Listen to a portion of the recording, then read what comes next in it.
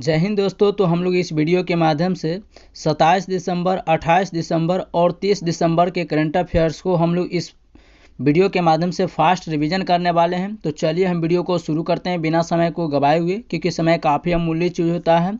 यहाँ पर आप लोग देख पा रहे हैं, पहले हम लोग 27 दिसंबर को करंट अफेयर्स को रिवीजन कर लेंगे, यानी बारी बारी से 27, 28 और 30 दिसंबर को भी एक ही वीडियो में कवर करेंगे। ठीक है, चलिए पहला नंबर प्रश्न क्या कहता है। हाल ही में माया सैंडू ने किस देश के राष्ट्रपति के रूप में शपथ ली है। तो ये मोल्दोवा के माया सैंडू जो है अभी हाल फिलहाल में मोल्दोवा के राष्ट्रपति बने हैं। इनका शपथ ग्रहण हुआ है। अब माया सैंडू ये मोल्दोवा के राष्ट्रपति नियुक्त किए हैं और इनका जो कार्यकाल है अब दूसरा कार्यकाल के लिए इन्होंने शपथ ग्रहण किए हैं और इनका जो कार्यकाल अगले 4 वर्षों तक चलने वाला है। ठीक है, ये भी आप लोग याद रखिएगा। अब यह मोल्दोवा की यह पहली महिला राष्ट्रपति है, ये भी आप लोग ध्यान रखिएगा। मोल्दोवा की पहली महिला राष्ट्रपति बनने वाली ये बन चुकी है माया सैंडू। ठीक है, अब यहाँ पर देखते हैं कि महिला तो ये यूरोपियन यूनियन में शामिल होने के लिए मोल्दोवा के जनता ने इनको समर्थन किया है। कहाँ शामिल होने के लिए? तो यूरोपीय यूनियन। और यूरोपीय यूनियन का मुख्यालय कहाँ है? ब्रुसेल्स के बेल्जियम में। ठीक है, चलिए आइए हम लोग इससे संबंधित देख लेते हैं राष्ट्रपति और प्रधानमंत्री जो हाल ही में नियुक्त किए गए हैं। आइसलैंड के नए प्रधानमंत्री अभी क्रिस्टून को बनाए गए हैं। फ्रांस के नए प्रधानमंत्री फ्रेंकोयर को, और पॉल केगमा जो है वो राष्ट्रपति रवांडा के बने हैं। निकोलस मादुरा ये वेनेजुएला के राष्ट्रपति बने हैं। और वहीं मिखाइल मिशुस्टिन रूस के प्रधानमंत्री हैं, जबकि रूस के राष्ट्रपति पूछे तो व्लादिमीर पुतिन हो जाएगा और यूक्रेन के जेलेंस्की हो जाएगा। ठीक है, वहीं क्लाउडिया शिनबाम जो है मैक्सिको के प्रधानमंत्री बन चुकी हैं और यह पहली महिला बन चुकी है, ये भी याद रखिएगा प्रधानमंत्री। साइरिल रामफोसा ये साउथ अफ्रीका के प्रधानमंत्री हैं। नेक्स्ट ललन प्रश्नों को देखें एक नज़रों में। हाल ही में IUCN के पर्यवेक्षण में नीलगिरी तहर सर्वेक्षण कहाँ प्रारंभ किया गया है। तो ये IUCN के पर्यवेक्षण में नीलगिरी तहर जो है इसका सर्वेक्षण जो है वो तमिलनाडु में किया गया है। नेक्स्ट क्वेश्चन है, भारतीय वायुसेना और नौसेना ने मिलकर के रैपेज मिसाइल का विशेषता कौन सी है। ये रैपेज वायुसेना और नौसेना में शामिल किया गया है रैपेज मिसाइल, और यह रैपेज मिसाइल का विशेषता यही है कि यह हवा से सतह में मार करने वाली एक प्रकार की मिसाइल है। भारत सरकार को किस देश की कांके संतुरई बंदरगाह को नवीनीकरण परियोजना के लिए अधिकार मिला है। तो देखिए कांके संतुरई जो बंदरगाह है यह श्रीलंका का है और इसको नया करने के लिए, इसको रिकवर करने के लिए भारत के अधिकार मिला है। ठीक है, भारत के अधिकार में आया है। नौसेना स्टाफ के अध्यक्ष पद पर किसे नियुक्त किया गया है? दिनेश त्रिपाठी को। वहीं हमारे प्रथम CDS कौन थे? जनरल बिपिन रावत थे। वहीं सेकंड CDS कौन हो जाएंगे? चीफ, तो ये हो जाएंगे अनिल चौहान। वहीं वायुसेना अध्यक्ष कौन है? अमरप्रीत सिंह हो जाएंगे। ठीक है, और थल सेना अध्यक्ष कौन हो जाएंगे? उपेंद्र द्विवेदी हो जाएंगे। ठीक है, चलिए नेक्स्ट क्वेश्चन है, हाल ही में दिवंगत मनमोहन सिंह जी ने कौन कौन सी जिम्मेदारियां निभाई थी और कौन कौन सी जिम्मेदारियां हासिल की थी। ठीक है, तो ये मनमोहन सिंह जी भारत के प्रधानमंत्री भी रह चुके हैं, वित्त मंत्री भी रह चुके हैं और RBI के गवर्नर भी यह रह चुके हैं। 2004 से लेकर के 2024 तक यह प्रधानमंत्री पद पर भी यही थे, ये भी आप लोग याद रखेगा। अब मनमोहन सिंह तो इनका 92 वर्ष की उम्र में निधन हो चुका है।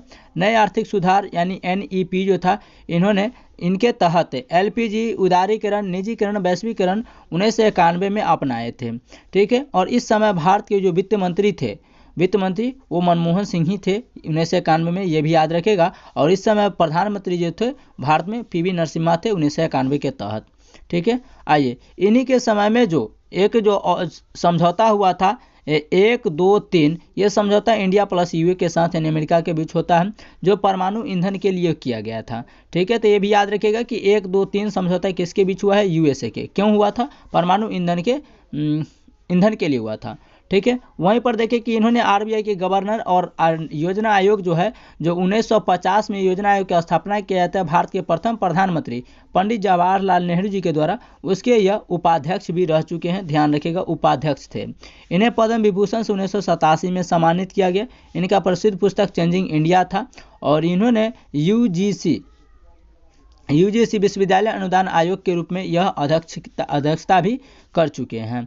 वहीं ललन टॉप प्रश्नों को देखते हैं। 46वीं अंटार्कटिका संधि सलाहकार का बैठक का मेजबान कौन है? तो ये इंडिया है और इंडिया में कहाँ किया गया था? केरल के कोच्चि में किया गया। आधिकारिक के तौर पर भारत के 50वें ग्रैंड मास्टर का खिताब किसने जीता है? श्याम निखिल ने। नेक्स्ट है कि किसे दूसरी बार Green Oscar Whitley Gold Award से सम्मानित किया गया 2024 में? तो पूर्णिमा देवी को ये दूसरी बार दिया गया है, ये भी आप लोग याद रखिए, green Oscar Whitley Gold award.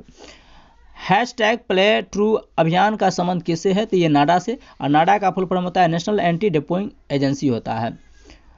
Next question है हॉकी इंडिया लीग 2024-25 का जो आयोजन होने वाला है इसका आगाज कहाँ होगा? तो इसका जो आयोजन किया गया उड़ीसा में किया जाएगा, यानी कि यह 2 जगहों पर किया जाएगा, उड़ीसा के राउरकेला में और झारखंड के रांची में किया जाएगा। अब यह हॉकी इंडिया लीग यानी कि महिलाओं वाला यह प्रीमियर होगा, यानी कि वुमेन इंडिया प्रीमियर लीग होगा। इसका आगाज उड़ीसा के राउरकेला में किया जाएगा। यहाँ पर भगवान बिरसा मुंडा जो हॉकी स्टेडियम है, जो भारत का सबसे बड़ा हॉकी स्टेडियम है, इसमें इसका आयोजन किया जाएगा। ठीक है, हम आपको बताएं कि 2 जगहों पर किया जाएगा, झारखंड के रांची में और उड़ीसा के राउरकेला में। लेकिन इसमें शामिल कुल कितने टीम होने वाली है? तब पुरुष में इसमें टोटल 8 टीम शामिल होंगी और महिला में 4 टीम शामिल होने वाली है। और यह महिला का जो 4 टीम है यह पहली बार इसमें शामिल हो रही है। आयोजन 2 जगहों पर किया जाएगा, राउरकेला उड़ीसा में, रांची झारखंड में। यहाँ पर सबसे महंगे खिलाड़ी के रूप में कौन बिके हैं? तो हरमनप्रीत कौर कुल 78 लाख में। ठीक है, जबकि वहीं पर इसे पुरुष वाला इंडियन प्रीमियर लीग 2025 की बात करें तो सबसे महंगे खिलाड़ी ऋषभ पंत थे। इनका जो लखनऊ टीम ने खरीदा था टोटल 27 करोड़ में, जबकि वहीं पर श्रेयस अय्यर थे, वो 26.75 करोड़ में बिके हैं, यानी कि 26 करोड़ 75 लाख में। ठीक है, वहीं एशियाई हॉकी चैंपियनशिप में एशियाई हॉकी चैंपियनशिप में मेल और फीमेल का विजेता कौन रहा है? इंडिया। एशियाई हॉकी चैंपियनशिप में जनजातीय गौरव दिवस कब मनाया जाता है? तो ये आपको 15 नवंबर को मनाया जाता है, ये भी आप लोग याद रखिएगा। ठीक है, 15 नवंबर। वहीं अगला क्वेश्चन को देखें कि ललन टॉप प्रश्न, वर्ल्ड प्रेस फ्रीडम इंडेक्स 2024 में भारत को 160वां स्थान मिला है। और खो खो वर्ल्ड कप का आयोजन कहाँ किया जाएगा? महाराष्ट्र में, और इसके ब्रांड एम्बेसडर सलमान खान चुलबुल पांडे को बनाया गया। ठीक है, यानी सलमान खान को। यूनिसेफ इंडिया ने किसे अपना ब्रांड एम्बेसडर नियुक्त किया है? करीना कपूर को यूनिसेफ ने ब्रांड एम्बेसडर बनाई है। अगला क्वेश्चन है जीएसटी अपीलीय न्यायाधिकरण के प्रमुख पद पर किसे नियुक्त किया गया? संजय कुमार मिश्रा को। जीएसटी काउंसिल की बैठक जैसलमेर राजस्थान में किया गया। किस राज्य के अजरख वस्त्रकला को जीआई टैग दिया गया? तो ये गुजरात का अजरख वस्त्रकला हो जाएगा। क्वेश्चन नंबर 4 है WHO की नवीनतम विश्व मलेरिया रिपोर्ट 2024 के अनुसार किसने मलेरिया से होने वाले मौतों की संख्या में 97% की कमी की है? तो ये 97% की कमी जो है भारत में देखा गया है। 1947 के दौर में भारत में मलेरिया से मरने वाले की संख्या जो था वो प्रतिवर्ष 8 लाख थी। ठीक है, जबकि वहीं 2023 में देखें तो ये प्रतिवर्ष 83 लोग की मृत्यु हुई है सिर्फ मलेरिया से। अब यहाँ पर WHO ने कहा है कि भारत में 97% जो मौतें हैं मलेरिया से वो भारत में कम हो गई है। अब यहाँ पर WHO, तो WHO का मुख्यालय कहाँ हो जाएगा? तो इसका हेडक्वार्टर जो हो जाएगा वो जिनेवा में है। कहाँ पर? जिनेवा, स्विट्जरलैंड में हो जाएगा। ठीक है, इसकी स्थापना कब किया गया था ये आप लोग कमेंट्स में ज़रूर बताइएगा। ठीक है, तो इसकी स्थापना आप लोग कमेंट्स में ज़रूर बताएंगे, इसका फाउंडेशन कब किया गया था। चलिए अगला क्वेश्चन है कि मलेरिया मुक्त का लक्ष्य भारत ने कब तक रखा है? 2030 तक। लद्दाख, लक्षद्वीप, पुदुचेरी ये ऐसे केंद्र शासित प्रदेश है जहाँ पर अभी तक कोई जो है मलेरिया से मौत नहीं देखा गया है।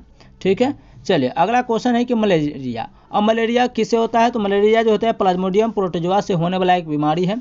मलेरिया दिवस हर साल आपको 25 अप्रैल को मनाया जाता है। इसके वाहक जो है वो मादा एनोफिलीज मच्छर है और इसका खोज रोनाल्ड रॉस ने किया था। राष्ट्रीय मलेरिया उन्मूलन कार्यक्रम का शुरुआत 1953 में किया गया था। वहीं वियतनाम, तो वियतनाम की मुद्रा हो जाएगी डोंग और इसकी राजधानी हनोई।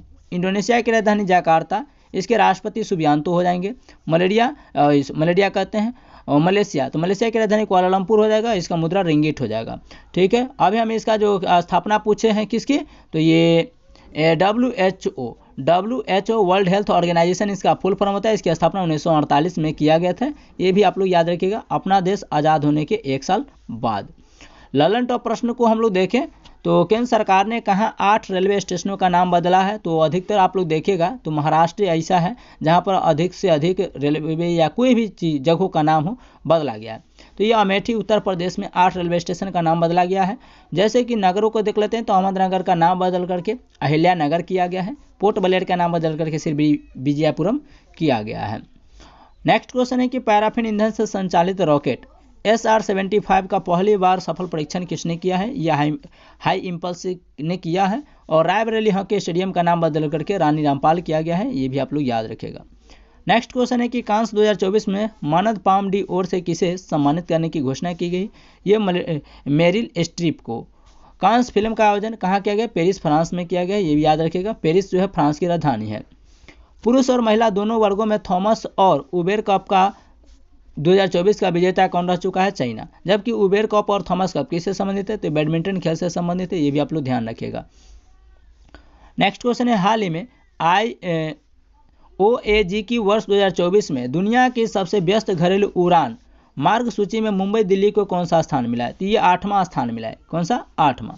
घरेलू व्यस्त हवाई मार्ग में मुंबई दिल्ली को 8वां स्थान मिला है। प्रथम स्थान पर साउथ कोरिया की जो एयरपोर्ट है वो है जेजू, जो सियोल शहर में है, और सियोल इसकी राजधानी भी है, ये याद रखेगा, साउथ कोरिया के। भारत की उड्डयन मंत्री कौन है? राम मोहन नायडू हो जाएंगे। भारत की सबसे बड़ी एयरलाइंस कौन सी? इंडिगो हो जाएगा। नेक्स्ट ललन टॉप प्रश्न है कि पेंशन विभाग ने सरकारी सेवानिवृत्ति लोगों के लिए कौन सा एकीकृत पोर्टल लॉन्च किया है? तो ये भविष्य लॉन्च किया है। भारतीय सेना और वायुसेना ने संयुक्त अभ्यास गगन स्ट्राइक 2 का आयोजन कहाँ किया गया था? तो ये पंजाब में किया गया था। नेक्स्ट क्वेश्चन है, विश्व थैलेसीमिया दिवस 2024 कब मनाया गया है? 8 मई को। इंटरनेशनल नंबरों से NRI के लिए UPI पेमेंट सर्विस किसने लॉन्च किया है? तो ICICI बैंक ने इसको लॉन्च किया है। अगला क्वेश्चन है, हाल ही में पहला स्टील्थ फ्रिगेट युद्धपोत नीलगिरी नौसेना में शामिल किया गया है। बताइए इसका संबंध किन सा प्रोजेक्ट से है? तो अभी हाल फिलहाल में 2 प्रोजेक्ट को लॉन्च किया गया है। एक प्रोजेक्ट है आपको 17A और दूसरा प्रोजेक्ट है 15B। ठीक है, तो 17A प्रोजेक्ट के तहत अभी युद्धपोत नीलगिरी को लॉन्च किया गया है, और यह भारत का पहला स्टील्थ फ्रिगेट युद्धपोत है। ठीक है, अब स्टील्थ और फ्रिगेट, यहाँ पर 2 शब्द आ रहा है, एक आ रहा है स्टील्थ और दूसरा आ रहा है आपको फ्रिगेट। स्टील्थ का मतलब क्या होता है? जो रडार में बिल्कुल नहीं आता। और फ्रिगेट का मतलब होता है छोटा। अब बताइए कि कोई भी चीज़ इतना छोटा है तो बिल्कुल है कि रडार में वह पकड़ में नहीं आएगा। ठीक है, प्रोजेक्ट दूसरा है 17B। यहाँ पर INS सूरत को लॉन्च किया गया है। यह एक 4th गाइडेड मिसाइल है। अब यहाँ पर है तो चौथा, तो ये INS सूरत चौथा है। तो इससे पहले तीसरा कौन सा है? ठीक है, तो पहला हो जाएगा INS विशाखापत्तनम, दूसरा हो जाएगा INS मोरमुगांव, और तीसरा हो जाएगा INS इम्फाल, और चौथा हो जाएगा INS सूरत। ठीक है, अब INS, तो INS का फुल फॉर्म होता है इंडियन नेवल शिप होता है।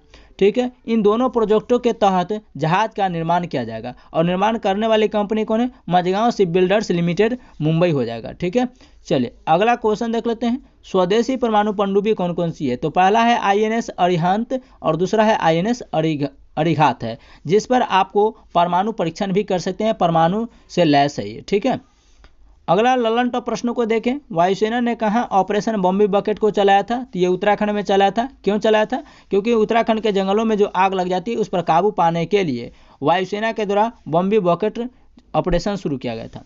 रूस के प्रधानमंत्री पद पर किसे नियुक्त किया गया? मिखाइल मिशुस्तिन को।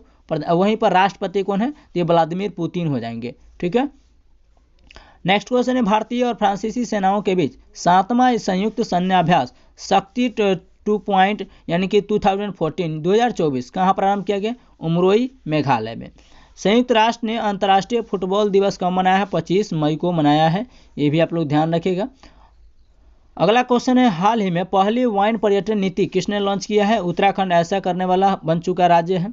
अब वाइन पर्यटन नीति, तो ये लॉन्च उत्तराखंड में किया गया है, कोटद्वार स्थान पर। ठीक है, यह पहली वाइन उत्पादन इकाई होने वाली है, जहां पर आप जाकर के वाइन का इतिहास जान सकते हैं कि कैसे तैयार होगा, वाइन का उत्पादन प्रक्रिया को जान सकते हैं, और वाइन स्वाद को भी चख करके आप टेस्ट करके देख सकते हैं। अब यहीं पर देख लेते हैं उत्तराखंड। तो उत्तराखंड की 2 राजधानियां हैं, जिसमें यूनिफॉर्म सिविल कोड लाने वाला भारत का पहला राज्य उत्तराखंड भी है, ये भी आप लोग याद रखिएगा। उत्तराखंड, तो उत्तराखंड किससे अलग हुआ था? तो ये उत्तराखंड यूपी से अलग हुआ था। ठीक है, ये भी याद रखिएगा। और कब अलग हुआ था? तो 9 नवंबर 2000 ईस्वी को अलग हुआ था। वहीं अगर देखा जाए तो बिहार से जो है झारखंड कब अलग हुआ था? तो 15 नवंबर 2000 ईस्वी को अलग हुआ था। और 1 नवंबर को जैसे मध्य प्रदेश से MP से छत्तीसगढ़ अलग हुआ था। तो ये भी आप लोग याद रखिएगा। चलिए अगला नंबर क्वेश्चन को देख लेते हैं कि पीने योग्य शराब में किसका मिश्रण होता है, एथिल अल्कोहल का, जिसे हम लोग एथेनॉल कहते हैं। जहरीली शराब में मेथिल अल्कोहल का मिश्रण होता है, जिसे हम लोग मेथेनॉल कहते हैं। ठीक है, ललन टॉप प्रश्नों को देखते हैं। पेरिस ओलंपिक 2024 के लिए क्वालिफाई करने वाले पहले भारतीय पहलवान कौन बन चुके हैं, अमन सहरावत। राष्ट्रीय प्रौद्योगिकी दिवस 2024 कब मनाया गया है, 11 मई को मनाया गया है। अगला क्वेश्चन है 30वीं सुल्तान अजलान शाह ट्रॉफी 2024 का विजेता जापान रह चुका है, उप विजेता जो है पाकिस्तान रह चुका है। हर साल इसका आयोजन मलेशिया में किया जाता है और मलेशिया की राजधानी कुआलालंपुर है। ठीक है, और इसकी मुद्रा रिंगिट हो जाएगा। प्रतिवर्ष दुनिया भर में अंतर्राष्ट्रीय नर्स दिवस कब मनाया जाता है, 12 मई को। चलिए 8वां नंबर प्रश्न की ओर हम लोग चलते हैं। हाल ही में वीर बाल दिवस 2024 कब मनाया गया है, 26 दिसंबर को। यह 26 दिसंबर 2022 को इसकी घोषणा किया गया था। 26 दिसंबर 2024 को इसकी आयोजन किया गया। गुरु गोविंद सिंह के साहबजादे और जोरावर सिंह और फतेह सिंह को शहादत को याद करते हुए इसका आयोजन किया जाता है वीर बाल दिवस के रूप में, क्योंकि इन्हें 26 दिसंबर 1705 ईस्वी को ईंटों के द्वारा जिंदा चिनवा दिया गया था, दीवारों में जिंदा चिनवा दिया गया था, क्योंकि इन्होंने इस्लाम धर्म से मानने से, इस्लाम धर्म को स्वीकार करने से, इस्लाम धर्म को कबूल करने से इनकार कर दिया था, जिसके कारण इनको दीवारों में चुनवा दिया गया था। वहीं खालसा पंथ की स्थापना कब किया गया था, तो खालसा पंथ की स्थापना 1699 ईस्वी में किया गया था। ये भी आप लोग याद रखिएगा। ठीक है, गुरु गोविंद सिंह के 10वें सिखों के 10वें गुरु गोविंद सिंह के द्वारा। भारत का क्रांतिकारी जनरेटिव चैटबॉट प्लेटफॉर्म कौन सा है, तो ये हनुमान है। ईरान ने शाहिद बेहेश्ती बंदरगाह का संचालन के लिए किसके साथ 10 वर्ष का दीर्घकालिक अनुबंध किया है, तो ये इंडिया प्लस ईरान के बीच हुआ है। किसके पास, इंडिया प्लस ईरान के। तो याद रखिएगा शाहिद बेहेश्ती। और शाहिद बेहेश्ती किस देश का बंदरगाह है, तो ईरान का। यह चाबहार पोर्ट का ही भाग है। खालसा पंथ की स्थापना 1699 ईस्वी में बैसाखी दिन के दिन किया गया था, सिखों के 10वें गुरु गोविंद सिंह जी के द्वारा। भारत ने पहली बार भारत पर्व का आयोजन कहाँ किया है, तो कांस फ्रांस की राजधानी पेरिस में, वहाँ पर इसका आयोजन किया। साहित्य अकादमी फेलोशिप ने किसे सम्मानित किया है, तो रस्किन बॉन्ड को किया है। 9 नंबर प्रश्न है, हाल ही में दिवंगत ज्ञानपीठ पुरस्कार विजेता MT वासुदेव नायर का संबंध किससे है, तो ये केरल से था। मलयालम के महत्वपूर्ण लेखक जिनका हाल ही में निधन हो चुका है, MT वासुदेव नायर को। इनका ज्ञानपीठ पुरस्कार 1955 में मिला, पद्म भूषण 2005 में, केरल ज्योति सम्मान जो केरल का सबसे हाईएस्ट सिविल ऑनर्स सम्मान है 2022 में इन्हें सम्मानित किया गया। प्रसिद्ध इनके उपन्यास का नाम हो जाएगा नलुकेट्टू। चलिए अगला क्वेश्चन है ललन टॉप प्रश्न। शोधकर्ताओं ने 140 वर्षों के बाद दुर्लभ वृक्ष प्रजाति उनियाला मल्टीब्रैक्विटा का खोज कहाँ किया गया, पश्चिम घाट में। सिंगापुर के चौथे प्रधानमंत्री के रूप में लॉरेंस वोंग ने शपथ लिया है। अगला क्वेश्चन है, भारतीय वायुसेना ने पहली बार स्वदेशी मोबाइल अस्पताल भीषम का परीक्षण कहाँ किया है, आगरा में। नीरज चोपड़ा ने फेडरेशन कप में कौन सा पदक जीता है, गोल्ड मेडल ने।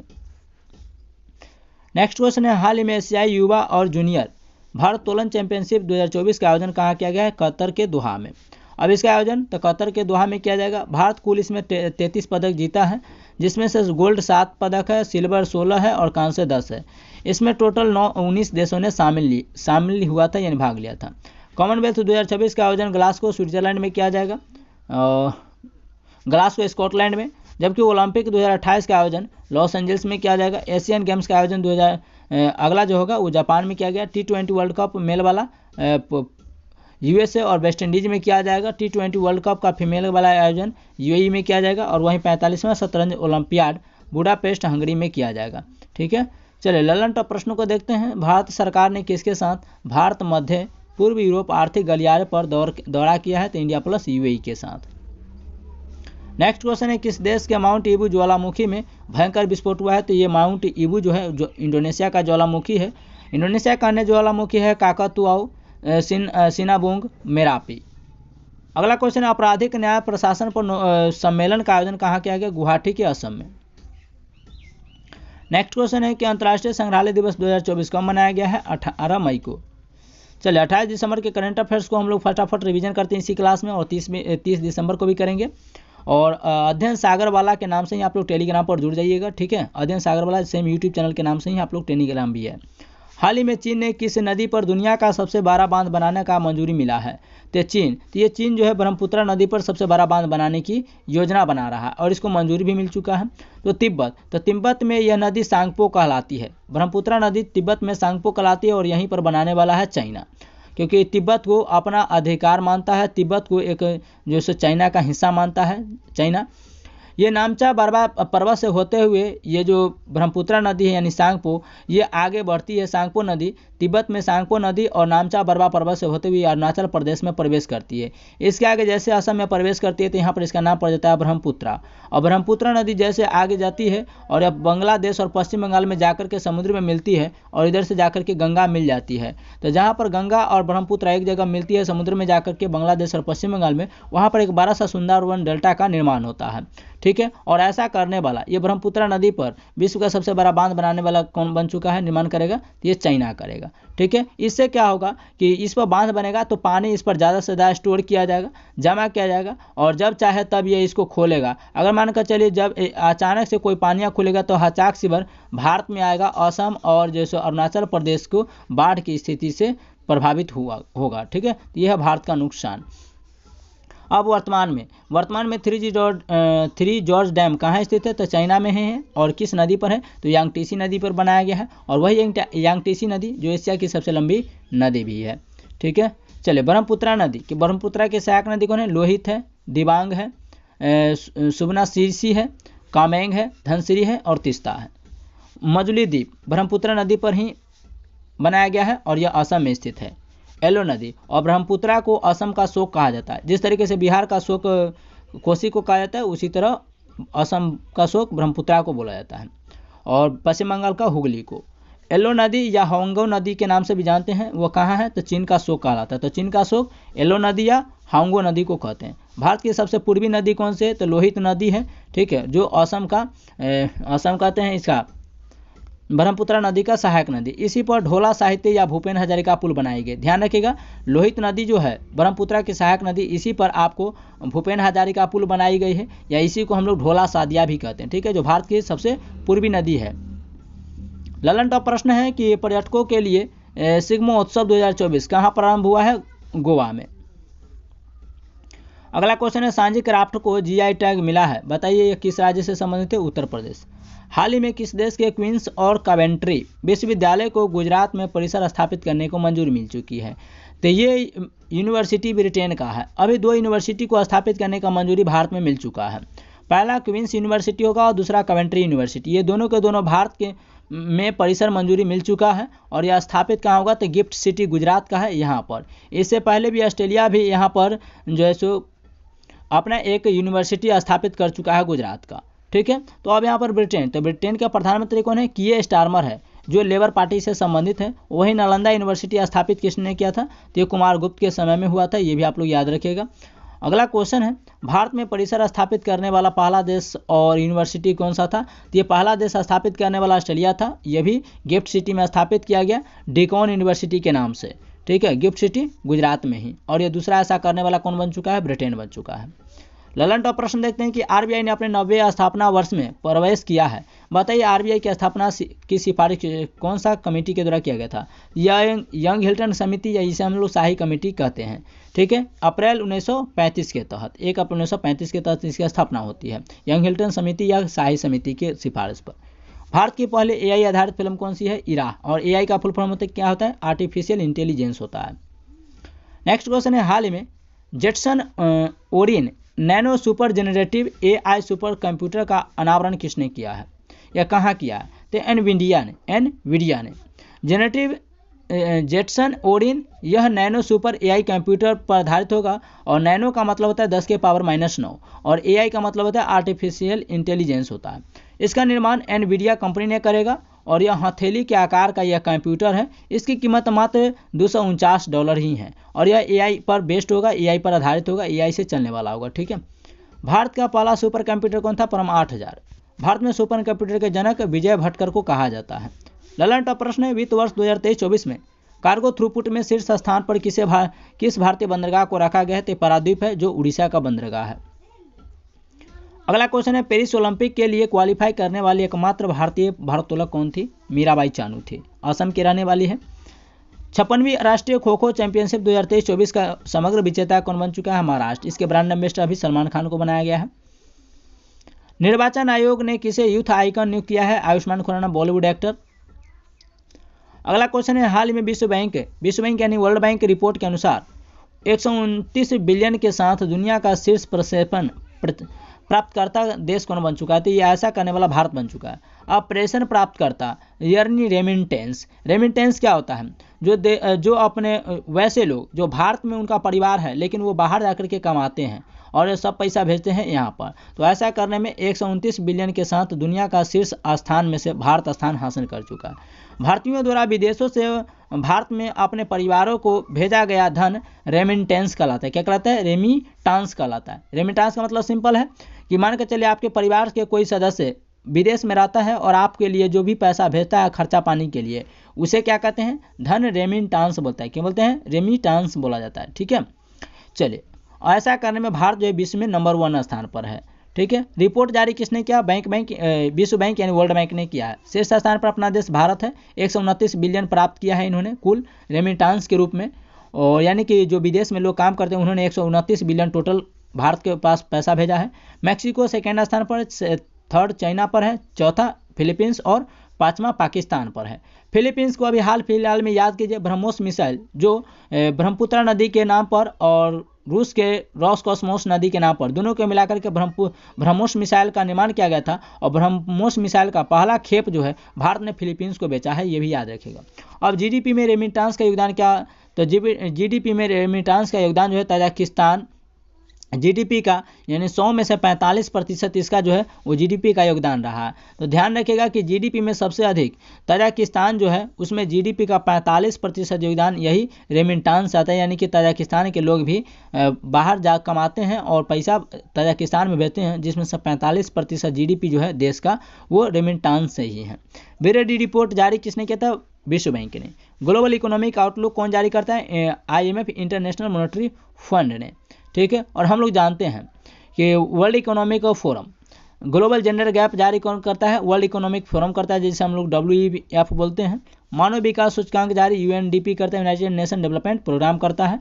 बहुआयामी गरीबी सूचकांक स्तर पर कौन जारी करता है? UNDP करता है। ठीक है, और अगला क्वेश्चन देख लेते हैं, बहुआयामी गरीबी सूचकांक राष्ट्रीय स्तर पर कौन जारी करता है? नीति आयोग। तो अपने देश लेवल पर, अपने राष्ट्रीय लेवल पर नीति आयोग करता है। नीति आयोग की स्थापना कब हुआ था? तो 1 जनवरी 2015 को हुआ था, और इसके अध्यक्ष नीति आयोग पूछे या योजना आयोग पूछे, ये दोनों का अध्यक्ष कौन होता है? तो ये प्रधानमंत्री ही होते हैं, याद रखिएगा। योजना आयोग का स्थापना किसने किया था? तो पंडित जवाहरलाल नेहरू ने किया था। पंडित जवाहरलाल नेहरू ने किया था। लेकिन योजना आयोग का स्थापना किसने किया है? तो ये नरेंद्र मोदी जी ने किया है। किसने? नरेंद्र मोदी जी ने किया है। कब? 1 जनवरी 2015 को। ये योजना आयोग को कब भंग किया गया? तो 31 दिसंबर 2014 को योजना आयोग को भंग किया गया था। किसके द्वारा? मोदी जी के द्वारा, क्योंकि प्रथम बार ये लोकसभा का चुनाव 2014 में जीतते हैं और 15 में शपथ ग्रहण होता है। अगला प्रश्न है कि 19वीं SCO सुरक्षा परिषद की बैठक किसकी अध्यक्षता में हुई है?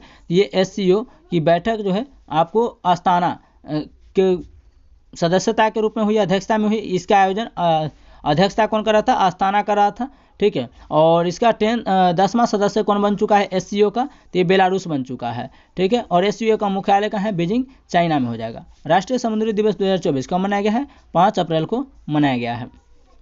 अगला क्वेश्चन है, पेरिस ओलंपिक समिति में जूरी सदस्य नियुक्त होने वाले पहले भारतीय महिला कौन बन चुके हैं? बिल्किस मीर बन चुके हैं। द आइडिया ऑफ डेमोक्रेसी के लेखक कौन है? सैम पित्रोदा हो जाएंगे। कौन हो जाएंगे? सैम पित्रोदा।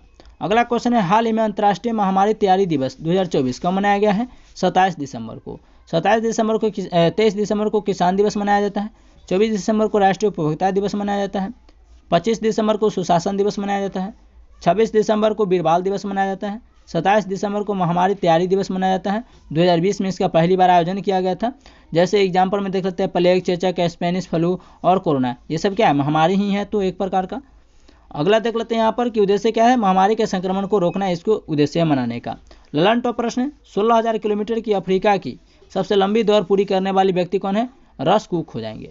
चैत्र शुक्ल प्रतिपदा को साजिबू चेइरा ओबा नव वर्ष त्यौहार कहाँ पर मनाया गया है? कमेंट्स में आप लोग बताइएगा इसका आंसर। अगला क्वेश्चन है, दिवंगत नोबेल पुरस्कार विजेता पीटर हिग्स ने किसका आविष्कार किया था? हिग्स बोसॉन या जिसे गॉड पार्टिकल्स कहते हैं। हाल ही में याना नामक 50,000 साल पुराने शिशु मैमथ की खोज हुई है, बताइए किस देश में हुआ है? तो ये रसिया में हुआ है। कहाँ पर? रसिया में, याना। अब यह 50,000 साल पुराना है और याना क्या है? एक शिशु मैमथ है। खोज रूस में याना नदी के बेसिन पर किया गया, इसीलिए इसका नाम पड़ गया याना। ठीक है, ये मैमथ क्या है? तो मैमथ है कि हाथियों की विलुप्त प्रजाति को मैमथ बोला जाता है। ठीक है, इसकी उम्र कम से कम 1 वर्ष मानी गई है। ठीक है, इसकी वर्ष 1 वर्ष मानी गई है। वहीं देख लेते हैं रूस। तो रूस के राष्ट्रपति कौन है? Vladimir Putin. प्रधानमंत्री कौन है? Mikhail Mishustin. इसकी राजधानी क्या है? मॉस्को। मॉस्को किस महाद्वीप में पड़ता है? यूरोप में। और यह वोल्गा नदी यूरोप की सबसे लंबी नदी है, ये भी आप लोग याद रखिएगा। ठीक है, वोल्गा नदी यूरोप की सबसे लंबी नदी। एशिया की यांग टीसी हो जाएगा। कौन हो जाएगा? यांग टीसी हो जाएगा, एशिया की सबसे लंबी नदी। तो ये भी आप लोग याद रखेगा। और यूरोप की कौन हो जाएगा? वोल्गा नदी हो जाएगा। ठीक है, चलिए अगला क्वेश्चन है, दुनिया का सबसे विशाल सांप कौन सा है? वासुकी इंडिकस है। इसकी लंबाई 50 फुट है, जो जीवाश्म के रूप में मिला है। कहाँ मिला है? गुजरात में। ध्यान रखिएगा, जीवाश्म के रूप में मिला है। जबकि जीवित सांप कहाँ मिला है? तो दुनिया का सबसे विशाल सांप जो जीवित रूप में मिला है वो अमेजन में मिला है, जिसका नाम है यूनेक्टस अकियामा। 26 फुट इसकी लंबाई है।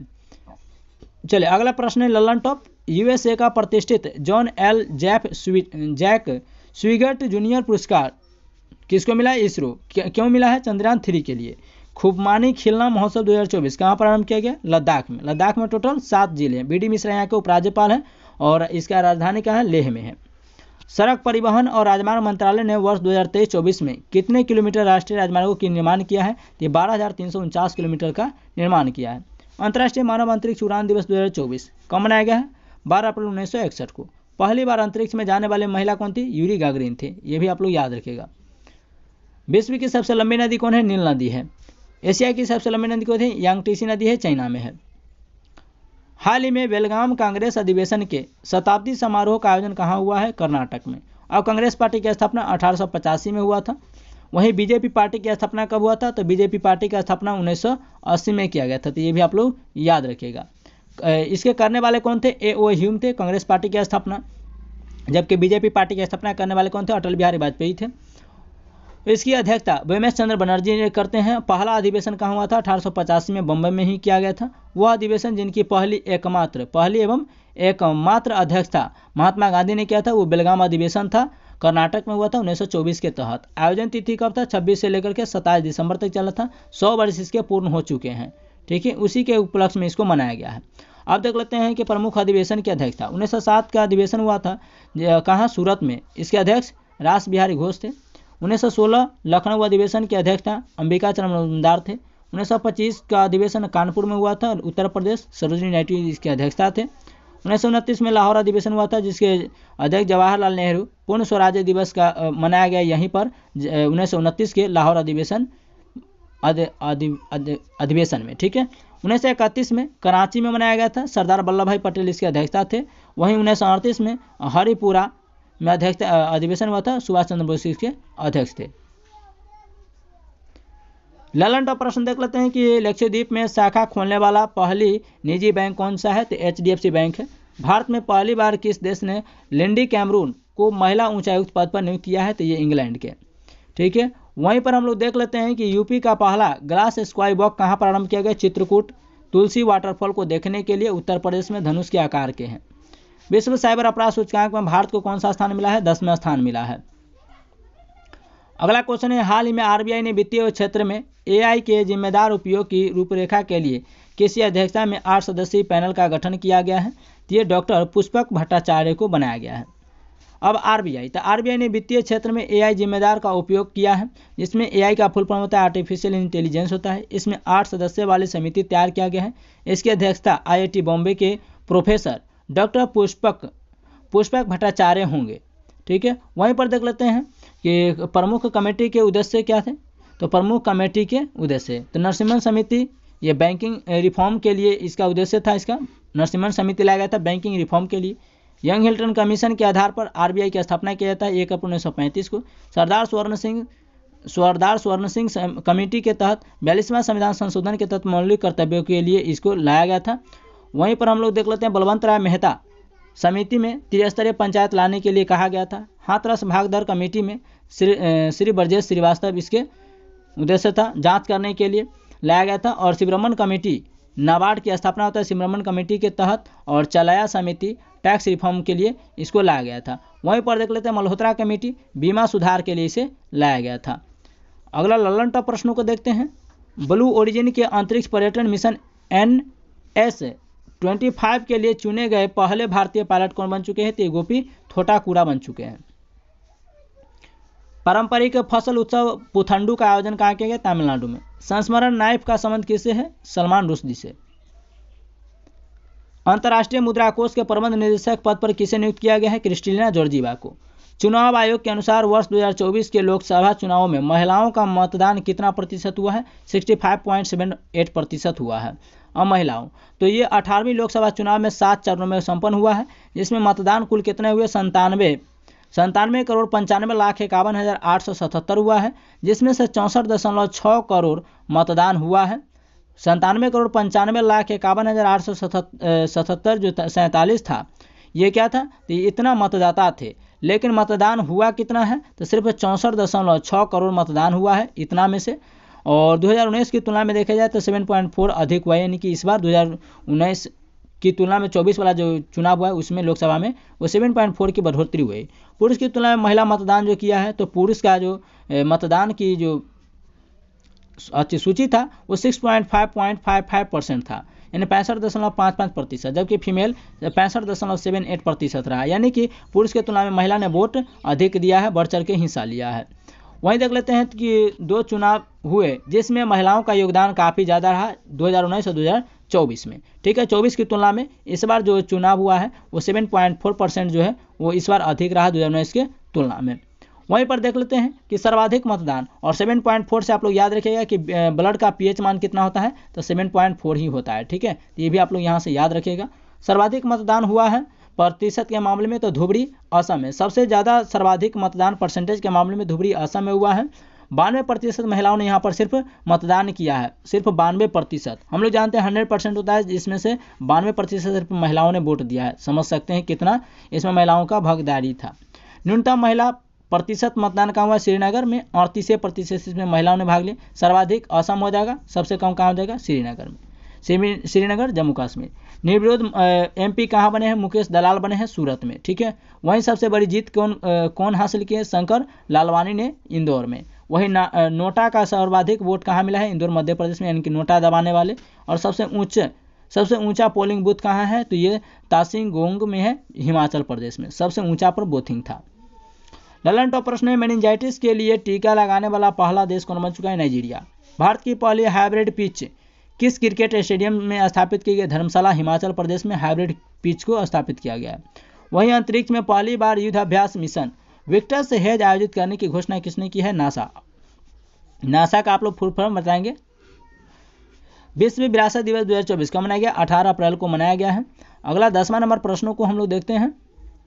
हाल ही में पैरालिम्पिक व्यक्तियों के लिए walk on shoot F1 robot किसने विकसित किया है? तो ऐसा करने वाला दक्षिण कोरिया बन चुका है। और दक्षिण कोरिया की राजधानी सियोल है। मुद्रा इसके वॉन हो जाएंगे। विकास किसने किया है? साउथ कोरिया ने किया है पैरालिम्पिक व्यक्तियों के लिए walk on shoot F1 robot को। ठीक है, यह रोबोट जो होगा जो दिव्यांग लोग हैं, ठीक है, उनके लिए तैयार किया गया। तैयार करने वाला साउथ कोरिया। इसके माध्यम से चलने में समर्थन मिलेगा। जो भी व्यक्ति चल नहीं पाते हैं या सीढ़ी चलने में उनको असमर्थ फील होते हैं, उनके लिए समर्थन साबित होगा। यह रोबोट जो है 50 kg का होने वाला एक जैकेट के रूप में होगा। निर्माण इसका एल्युमिनियम और टाइटेनियम के माध्यम से इसको किया गया है। इसमें इलेक्ट्रिक बैटरी को भी लगाया गया है। पैरालिम्पिक, जिसे हम लोग दिव्यांग कहते हैं, इन व्यक्तियों के लिए इसको मददगार साबित होगा। ठीक है, अब ललन टॉप प्रश्न देखते हैं। देश के नौसेना प्रमुख पद पर किसे नियुक्त करने की घोषणा की गई? दिनेश त्रिपाठी हैं। वहीं वायुसेना का पूछेगा तो अमरप्रीत सिंह हो जाएंगे। ठीक है, भारत में ब्रह्मोस सुपरसोनिक क्रूज मिसाइल का पहला खेप किसे दिया गया था? फिलीपींस को। और फिलीपींस की राजधानी क्या? मनीला में। जस्ट ए मर्सिनरी का संबंध किससे है? डी सुब्बाराव से। संयुक्त राष्ट्र जनसंख्या कोष ने अपनी रिपोर्ट में भारत की जनसंख्या का कितना अनुमान लगाया है? 144 करोड़। कितना? 144 करोड़। वहीं पर हम लोग देख लेते हैं 30 दिसंबर के करंट अफेयर्स को। हाल ही में छठी पीढ़ी के नए स्टील्थ फाइटर जेट J-36 का सफल परीक्षण किसने किया है? तो ऐसा किया है चाइना ने। किसने किया है? चाइना ने किया है। तो अभी J-36 का सफल परीक्षण किसने किया? चाइना। अब चाइना के तो चाइना की राजधानी बीजिंग हो जाएगा। इसकी मुद्रा रेनमिनबी या युआन भी कह सकते हैं। J-36 यह छठी पीढ़ी का विमान है, ठीक है। स्टील्थ फाइटर जेट है और स्टील्थ का मतलब आप लोग समझते हैं कि यह स्टील्थ जो है ये काफ़ी यह स्टील्थ रडार में नहीं आता है। और फ्रिगेट का मतलब हम आपको बताए थे कि फ्रिगेट का मतलब छोटा होता है, स्टील्थ का मतलब क्या होता है? तो स्टील्थ का मतलब ये रडार में नहीं आता, दुश्मन के रडार में। लॉन्च इसको चाइना ने किया है। यह टेनलेस पूंछ रहित है, यानी कि इसमें पूंछ नहीं है। देखिएगा जहाज में जो पूंछ होता है इसमें पूंछ नहीं है। यह इसमें 3 इंजन वाला है, यानी इसमें 3 इंजन को फिट किया गया है। एशिया की सबसे लंबी नदी यांगटीसी नदी है जो चाइना में है और इस पर जो है बांध 3 जॉर्ज डैम को बनाया गया है। तो ये भी आप लोग याद रखेगा। और यूरोप का सबसे लंबी नदी कौन है? तो नील नदी है। वहीं अगला क्वेश्चन है, भारतीय सेना संयुक्त सैन्य अभ्यास सूर्य किरण किसके साथ होता है? तो ये नेपाल के साथ होता है। और नेपाल तो सूर्य किरण नेपाल के साथ हुआ है। इंडिया और प्लस नेपाल के साथ होने वाला ये युद्धाभ्यास है। होस्ट इसका नेपाल, यानी कि आयोजन इसका नेपाल में किया गया था। इस बार का क्रम 18वें क्रम था। भारत की ओर से इसमें शामिल 11वें गोरखा बटालियन जो है इन्होंने शामिल हुआ था, ठीक है। आज़ादी के बाद भारतीय सेना का पहला यह रेजिमेंट है, ये भी आप लोग याद रखेगा। और नेपाल की मुद्रा क्या है? रुपया हो जाएगा और इसकी राजधानी क्या हो जाएगा? काठमांडू। श्रीलंका भारत के बीच होने वाले युद्धाभ्यास जिसे मित्र शक्ति कहते हैं और सिलीनेक्स कहते हैं। भारत जापान के बीच धर्म गार्जियन होता है। भारत मलेशिया के बीच समुद्र लक्ष्मण और हरिमो शक्ति होता है। वहीं महत्वपूर्ण हम लोग अभ्यास को देख लेते हैं एक नज़रों में। संप्रीति इंडिया प्लस बांग्लादेश के बीच, अयुत्या इंडिया प्लस थाईलैंड, दोस्ती इंडिया प्लस श्रीलंका और मालदीव के बीच 3 देशों के बीच होने वाला युद्धाभ्यास है। Shakti India plus France, Cyclone India plus मिस्र, Naseem Al Bahr India plus Oman और Kazind India plus Kazakhstan, Nomadic India plus Mongolia, Dustlik India plus Uzbekistan, Ekatha India plus Maldives, Ekuverin India plus Maldives, Hopex India plus मिस्र। और वहीं पर देख लेते हैं Bongo Sagar India plus Bangladesh, Vajraprahar Tiger Triumph युद्धाभ्यास, ये सब क्या होता है? इंडिया प्लस यूएसए के बीच होता है। वहीं पर कोप इंडिया भी इंडिया प्लस यूएसए के बीच होता है। अगला क्वेश्चन है, हाल ही में भारत में कार क्रांति के वास्तुकार ओसामू सुजुकी का निधन हो गया है। इनका संबंध किससे था? तो ये भारत में कार क्रांति के रूप में जाने जाते हैं। इन्होंने भारत में क्रांति लाए थे कार के रूप में। ये जापान के रहने वाले ओसामू सुजुकी थे। इनका निधन 94 वर्ष की उम्र में हो चुका है। भारत में कार क्रांति के जनक के रूप में जाने जाते हैं। सुजुकी कंपनी के ये चेयरमैन थे। और भारत में 1983 में मारुति जो था वो 8000 लेकर के यही आए थे ओसामू सुजुकी साहब ने, ठीक है, जिनको 94 वर्ष की उम्र में निधन हो चुका है। जाकिर हुसैन पद्म विभूषण 2023 में इन्हें दिया गया है, तबला वादक से संबंधित है। मनमोहन सिंह को पद्म विभूषण जो आपको दिया गया है पद्म विभूषण और प्रधानमंत्री और वित्त मंत्री और गवर्नर के रूप में 1987 में इन्होंने रह चुके हैं और इन्हें पद्म विभूषण मिल चुका है। यामिनी कृष्णमूर्ति का संबंध भरतनाट्यम से है, कुचिपुड़ी और भरतनाट्यम से। राजीव तारानाथ ये सरोद वादक हो जाएंगे। राम नारायण अग्रवाल अग्नि मिसाइल के जनक के रूप में है, ठीक है। वहीं देख लेते हैं कि भारत का पहला हृदयारोपण करने वाले कौन थे? डॉक्टर वेणुगोपाल थे। हाल ही में कजाकिस्तान में विमान दुर्घटना के लिए अजरबैजान से किसने माफ़ी मांगी है? तो अजरबैजान से माफ़ी मांगने वाला देश बन चुका है रसिया, क्योंकि अभी यूक्रेन और रसिया के बीच युद्ध चल रहा है, जिसमें अभी देखा गया है कि कजाकिस्तान में विमान दुर्घटना हुआ है, क्योंकि यह विमान जो था अजरबैजान का था। अब अजरबैजान का विमान उड़ता है, कजाकिस्तान में जाता है। इसी बीच देखा जाता है कि कजाकिस्तान में रसिया का जो सेना थे उन्होंने मार गिरा देते हैं, ठीक है। ये J-882-43 विमान था। उड़ान अजरबैजान से भरता है, क्रैश जाकर के कजाकिस्तान में होता है, क्योंकि रूस की सेना ने गलती से दुश्मन विमान समझ करके अटैक कर दिया, लेकिन रूस ने इसे माफ़ी मांग लिया है, ठीक है। अब रूस के प्रधानमंत्री कौन है? मिसाइल मिशुद्दीन है और राष्ट्रपति कौन है? व्लादिमीर पुतिन हो जाएगा। साउथ कोरिया, यहाँ पर क्रैश लैंडिंग हुआ था और लैंडिंग गियर खराबी के कारण 181 लोग विमान से मारे गए थे। अभी साउथ कोरिया में यह घटना विमान से संबंधित हुआ था। अजरबैजान, इसकी राजधानी कहाँ? बाकू में है। कोप 29 का आयोजन कहाँ गया था? तो यहीं पर हुआ था। कजाकिस्तान, इसकी राजधानी अस्ताना हो जाएगा। एससीओ 2024 का आयोजन अस्ताना में ही किया गया था। विश्व का सबसे बड़ा स्थलबद्ध देश कौन सा है? कजाकिस्तान है, ये आप लोग याद रखेगा। रसिया, तो रसिया की राजधानी मॉस्को यूरोप महाद्वीप में पड़ता है। कजान शहर में ब्रिक्स 2024 का हाल फिलहाल में आयोजन किया गया था और ब्रिक्स में तो ब्रिक्स में अभी हाल फिलहाल यूरोपियन यूनियन भी अभी हाल फिलहाल में शामिल होने वाला कौन देश है बताइएगा।